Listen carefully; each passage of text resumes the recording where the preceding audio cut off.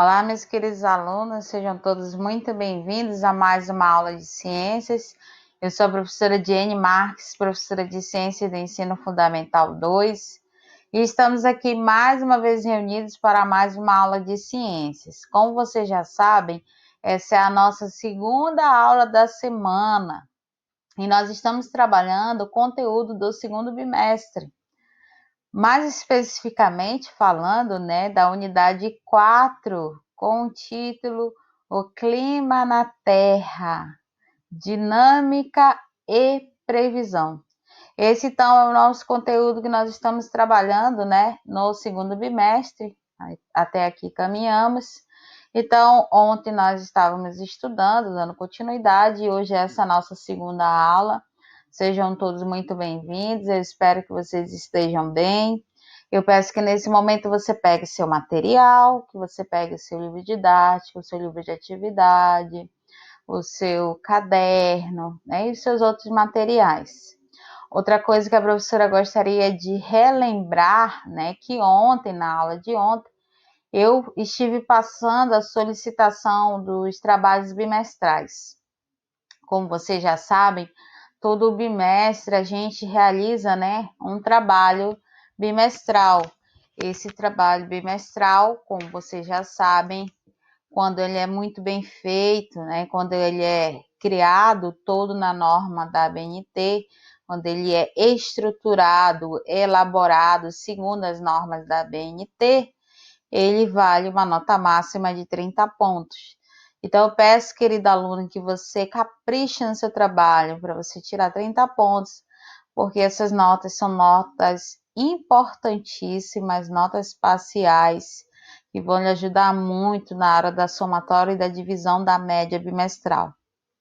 Então, eu peço que você elabore o seu trabalho bimestral com muita atenção, com muito carinho, tá bom? Se você tiver alguma dúvida em relação ao trabalho, me pergunte.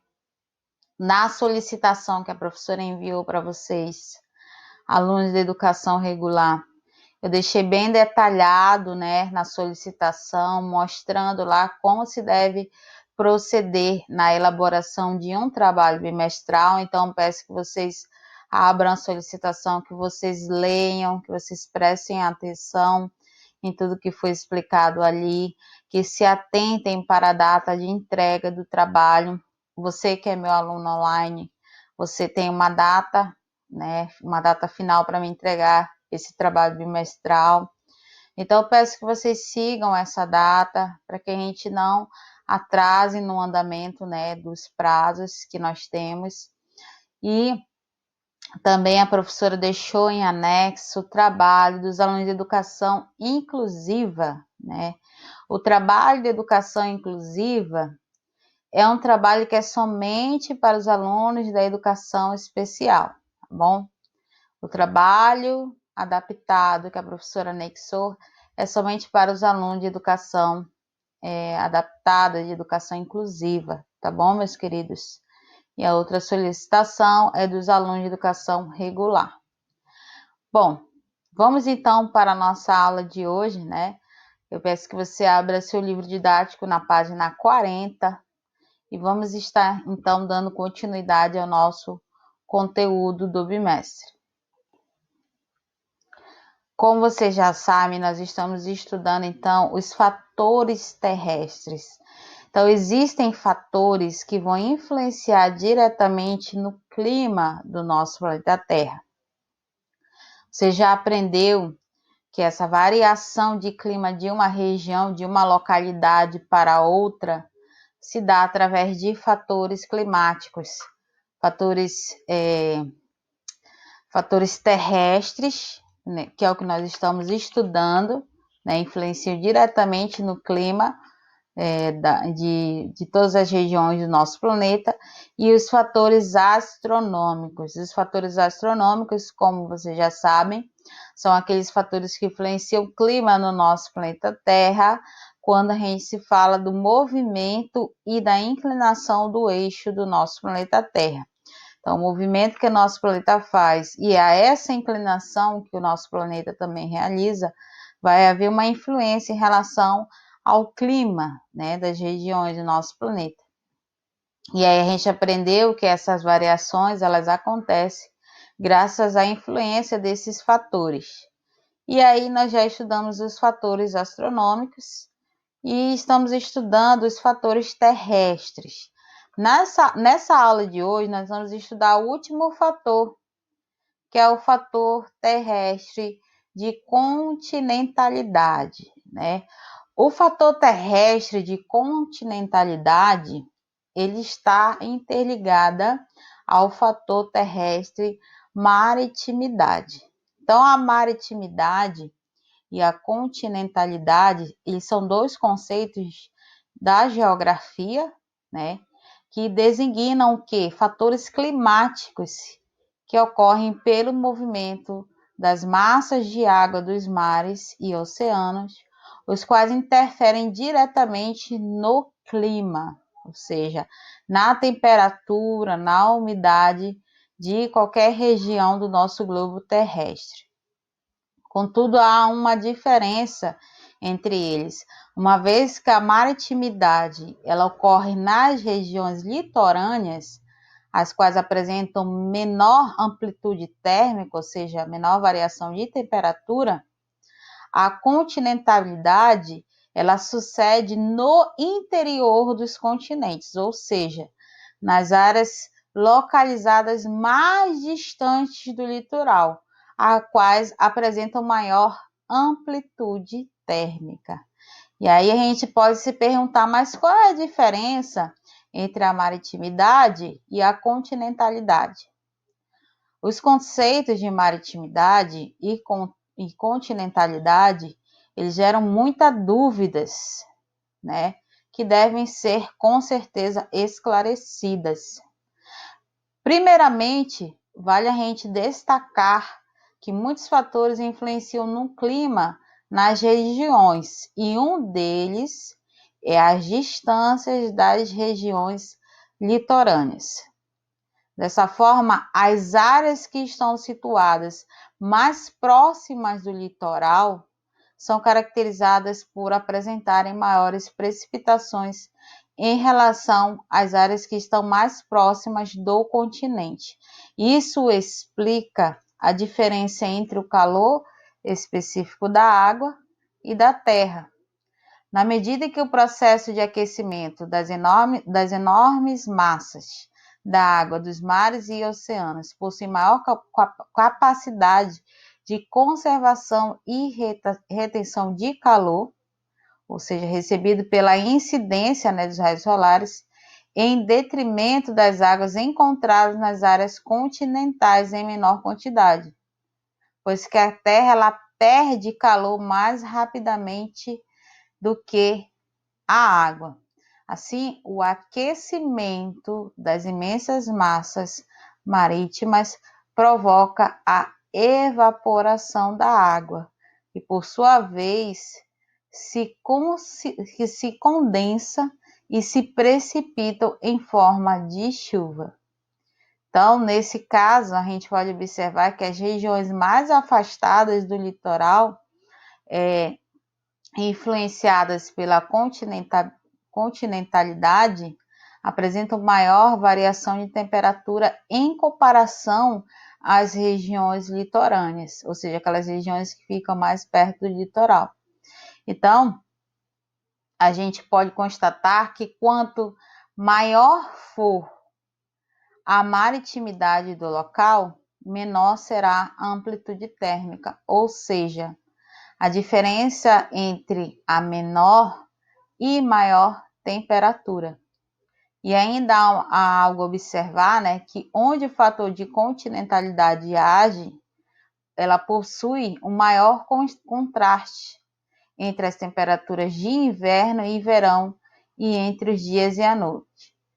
Em resumo, né, para a gente concluir, a gente pode definir, então, maritimidade, um fator climático, o qual se define pela proximidade em que se encontra dos mares e oceanos, de modo que apresenta uma maior umidade e índice pluviométrico, ou seja, o índice de chuva, e, por sua vez, menor variação de temperatura.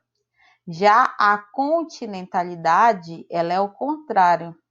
Ela é um fator climático determinado pela distância que se encontra os mares e o oceano, de modo que apresentam baixo nível pluviométrico e umidade, ou seja, o nível de chuvas é menor, e além disso ocorre maior variação de temperatura. Então, basicamente, isso é a maritimidade e a continentalidade. Bom, agora vamos para cá para o nosso texto de conexões, na página 40. Nosso texto de conexões, ele diz a ação e mudanças climáticas.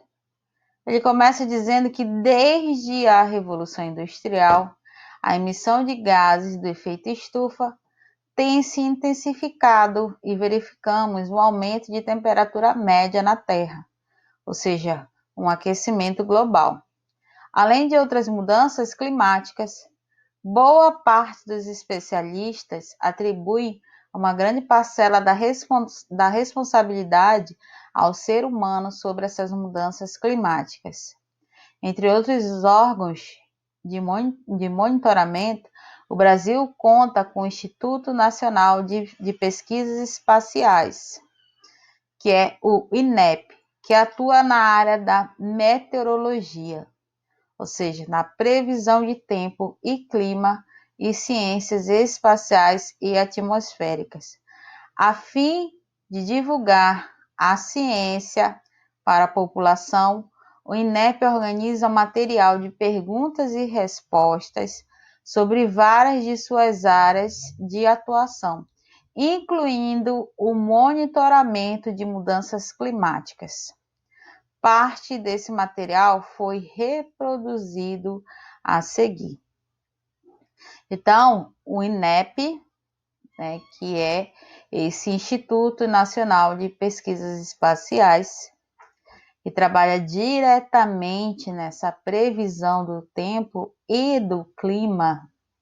Eles são uma instituição que é especialista, né, na questão da observação de como o clima procede, principalmente, né, no nosso país, no Brasil.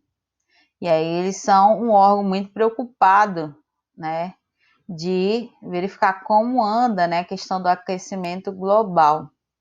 E aí, essa instituição, ela organiza, né, a fim de divulgar para a população a questão do aquecimento global em nosso planeta.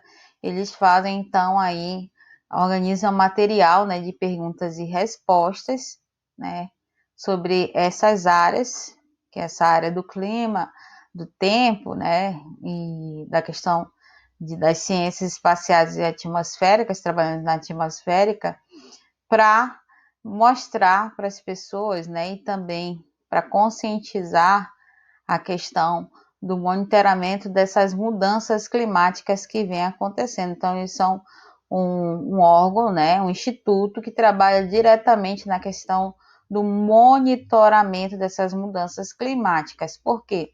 Porque eles veem, né, eles observam que há uma questão do aquecimento, ou seja, que as temperaturas médias no nosso planeta estão muito acima. E isso chama a atenção do Instituto. Então, eles são um instituto que eles divulgam esses dados, eles pesquisam, né, para ver o que está acontecendo, o porquê desse aumento do aquecimento do planeta. Então, é um instituto que se preocupa em monitorar esses aspectos. E aí, na próxima página, a gente vai ver o material aí que eles reproduziram, né, mostrando aí essa questão do monitoramento das pesquisas que eles realizam em relação a essas mudanças climáticas que andam acontecendo no nosso planeta Terra. E aí, aqui na página 41, a gente tem um trecho, né? Então, nos descrevendo um pouquinho sobre o trabalho que eles fazem. E aí, a gente tem algumas perguntas que eles trabalham em cima. A primeira: quem são os vilões das mudanças climáticas, né? Será que você já parou para se perguntar quem é o vilão? Por que ocorrem, então, essas mudanças climáticas? Quem é que ocasiona essas mudanças climáticas tão drásticas?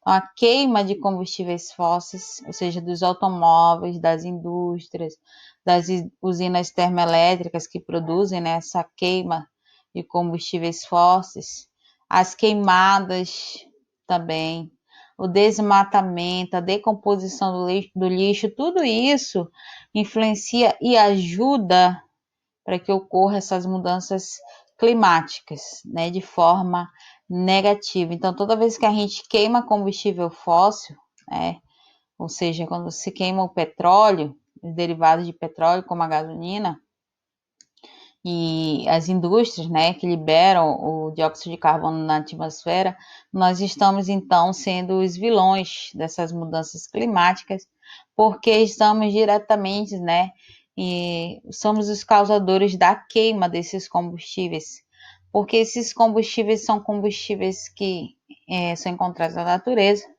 mas que só vêm causar impactos ambientais quando eles são queimados. E aí quem que faz essa queima? Somos nós, né? Os seres humanos. Então, se há essa mudança climática a ponto negativo, é por causa da ação humana. Por quê? Porque nós utilizamos esses combustíveis fósseis, né, para a movimentação de carro, para a movimentação das indústrias, das usinas, né? Quando você faz o desmatamento, que você queima, faz queimadas, você também está contribuindo, né, para essas mudanças climáticas negativas. Então, o homem, de certa forma, ele é, sim, um vilão, né?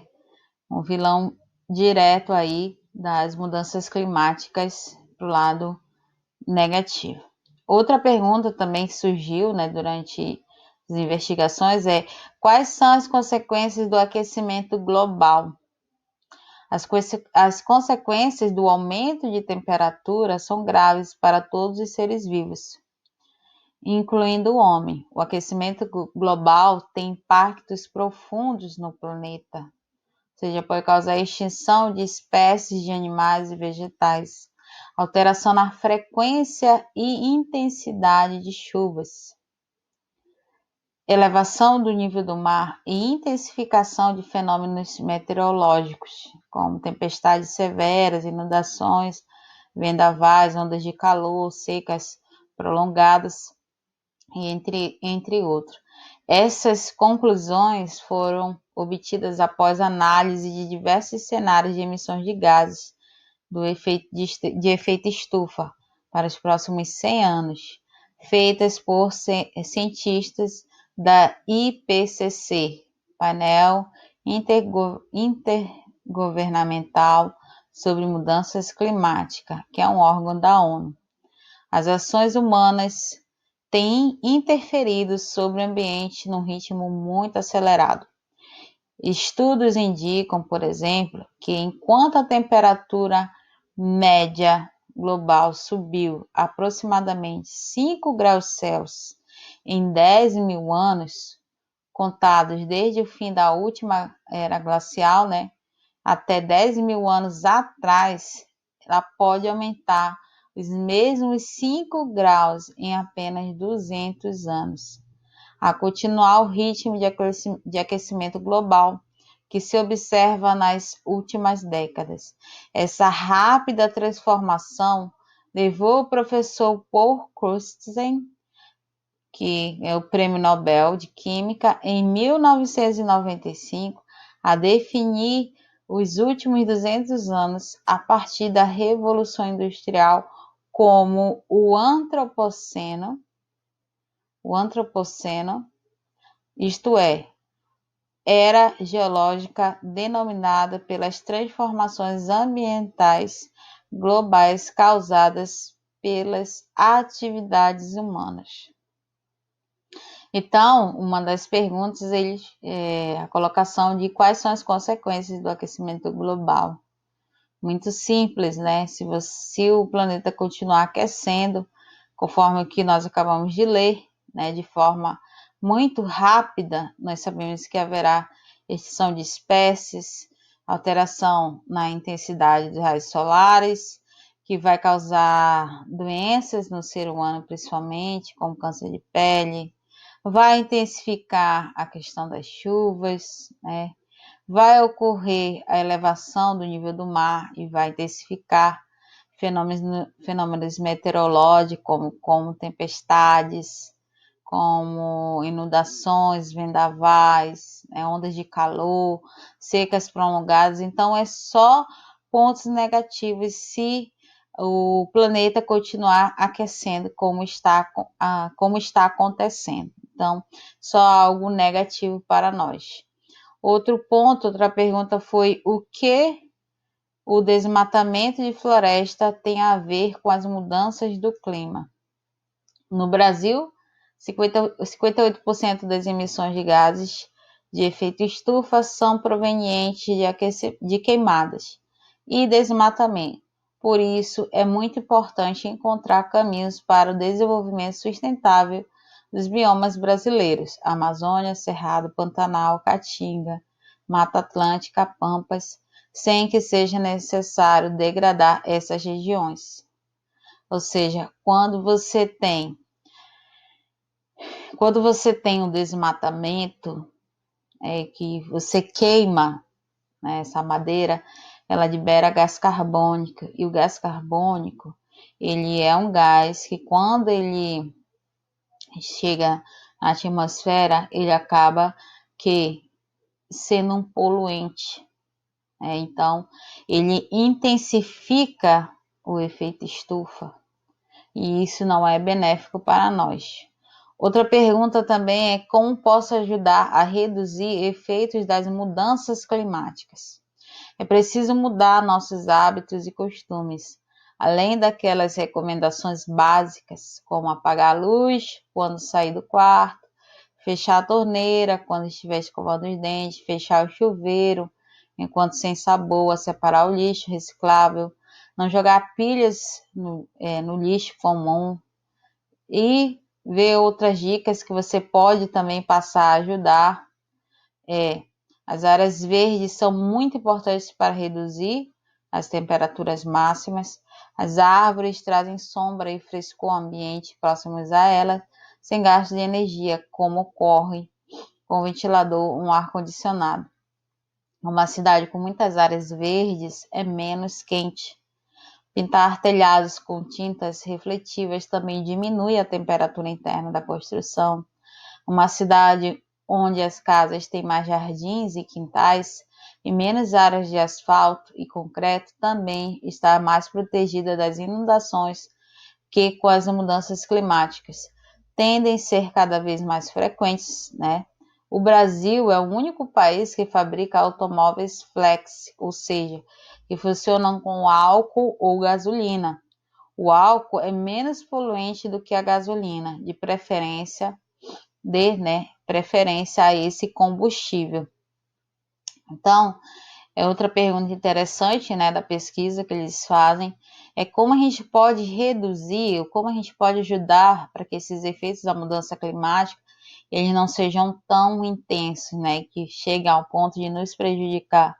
É você adquirindo hábitos, né, costumes que venham ajudar o meio ambiente, como evitar desmatamento, reciclar lixo, né, não jogar pilha de qualquer jeito, em qualquer lugar, né, é você procurar manter o ambiente, né, o ambiente natural, preservar a natureza, porque quando você preserva a natureza, né, se você tem uma cidade em que você tem um número maior de área verde, com certeza essa cidade ela vai ser muito menos quente do que uma cidade que não tem área verde e é só construção.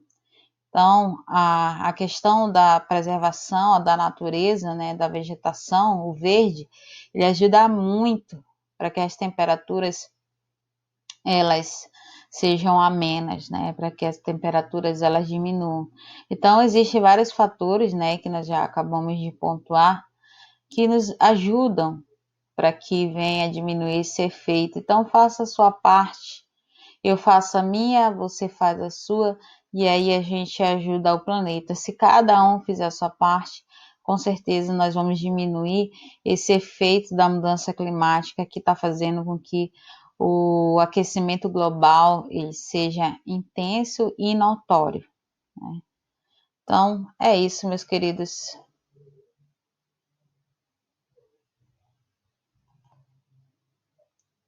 Vamos passar para nossas atividades de hoje.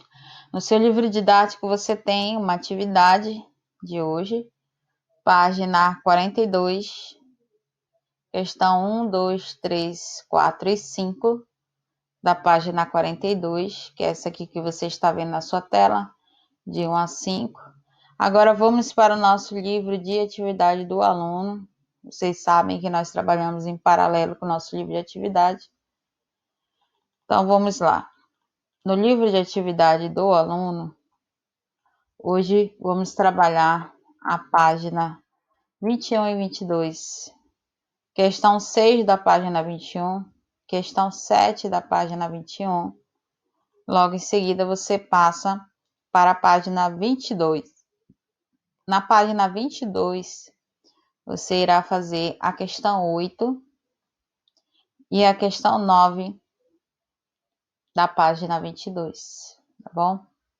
Então, resumindo, né, novamente as atividades de hoje.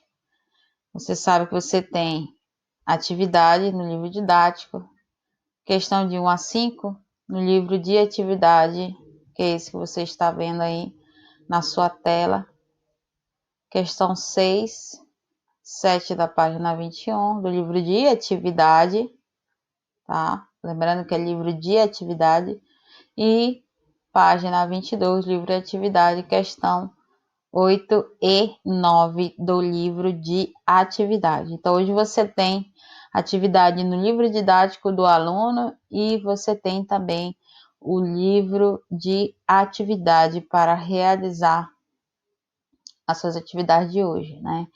Não esquecendo mais uma vez, não esqueça que a professora na última aula, na aula passada, passou o trabalho, só para a gente reforçar, porque é sempre bom. Você sabe que você tem um trabalho bimestral para me apresentar.